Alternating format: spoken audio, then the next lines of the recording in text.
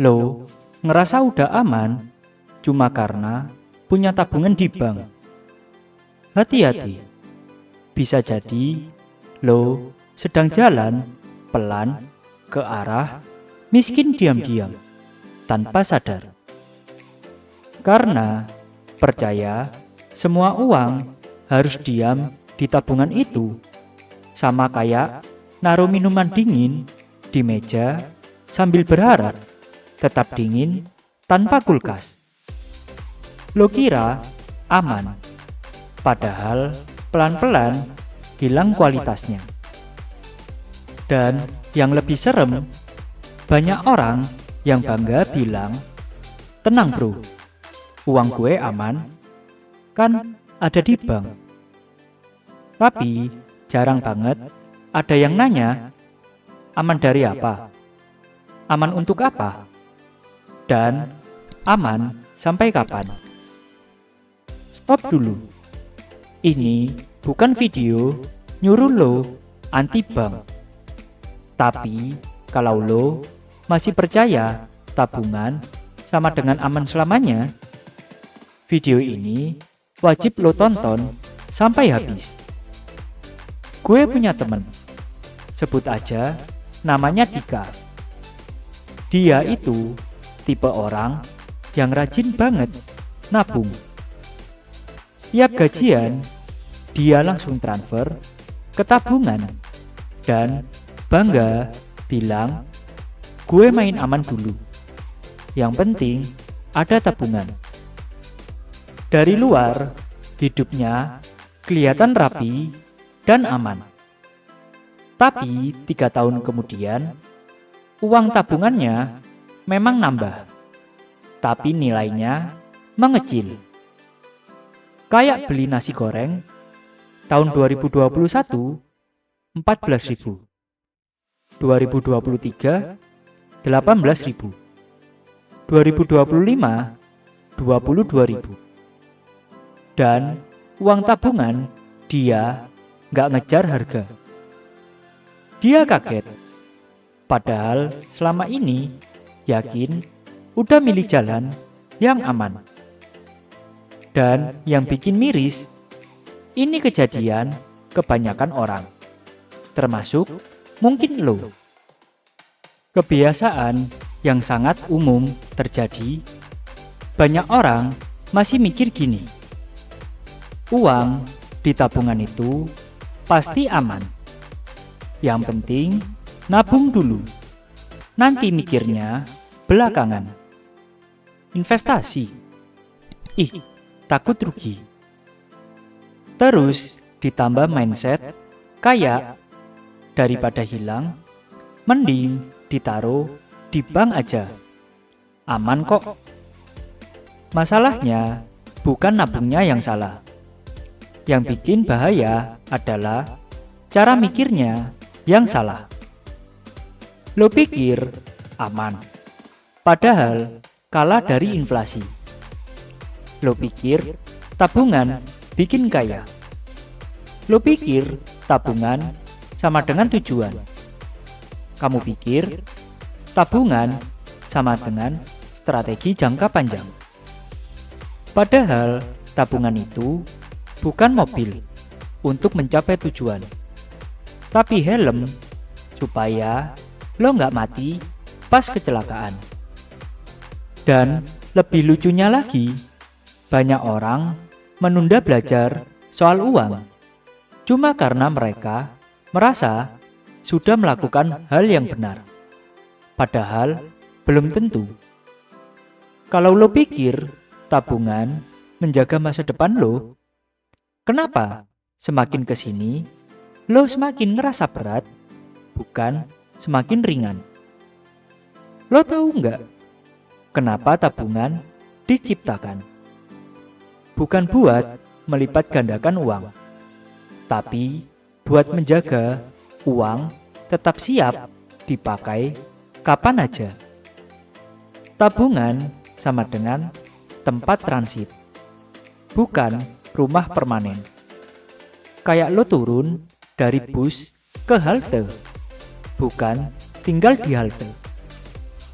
Dan kalau lo penasaran, kenapa banyak orang masih percaya tabungan sama dengan jawaban? Karena sejak kecil kita diajarin nabung biar kaya. Padahal kalimat lengkapnya harus begini: nabung buat dana darurat. Sisanya belajar cara buat uang berkembang. Di dunia nyata, uang itu kayak buah. Kalau cuma ditaruh, dia busuk. Harus ditanam buat bertumbuh. Dan yang sering gak disadarin, ketakutan akan rugi malah bikin lo rugi pelan-pelan tanpa sadar. Ada satu kisah yang bikin gue sadar. Seorang ibu pekerja kantoran, rajin nabung lebih dari 10 tahun. Setiap tahun, nominal tabungannya semakin besar. Tapi suatu hari, anaknya masuk kuliah dan biayanya jauh lebih mahal dari yang dia kira. Tabungannya cukup, tapi nilainya berbeda. Sama seperti beli sepeda dulu, mungkin 500.000. Tapi sekarang bisa 2 juta lebih. Akhirnya, dia cuma bisa bilang, saya punya tabungan. Tapi rasanya kayak nggak punya apa-apa. Dan saat itu dia sadar, rasa aman yang gue bangun ternyata cuma ilusi. Mulai dari situ, dia belajar pelan-pelan untuk pisahin dana darurat. Pelajarin instrumen investasi ringan. Bikin rencana, bukan cuma harapan. Gak menunda karena takut salah. Dan hidupnya berubah bukan karena modal besar, tapi karena berani belajar walau telat. Tabungan tetap dibutuhin, tapi porsinya harus jelas. Biar gampang, anggap uang lo kayak pasukan perang. Yang pertama, tabungan sama dengan pasukan penjaga. Tujuannya untuk menjaga lo dari kondisi darurat. Durasinya jangka pendek. Porsi idealnya 3 hingga 6 kali kebutuhan bulanan. Yang kedua, investasi sama dengan pasukan penyerang. Tujuannya untuk tumbuhin nilai uang. Durasinya untuk jangka menengah sampai panjang. Contoh sederhana dan legal seperti reksadana pasar uang, obligasi pemerintah, emas, deposito, dan saham fundamental. Yang ketiga, skill dan penghasilan tambahan sama dengan pasukan tank. Ini yang bikin lo survive walau ekonomi berubah. Skill lebih besar daripada sertifikat. Income kedua bukan gaya hidup, tapi penopang masa depan.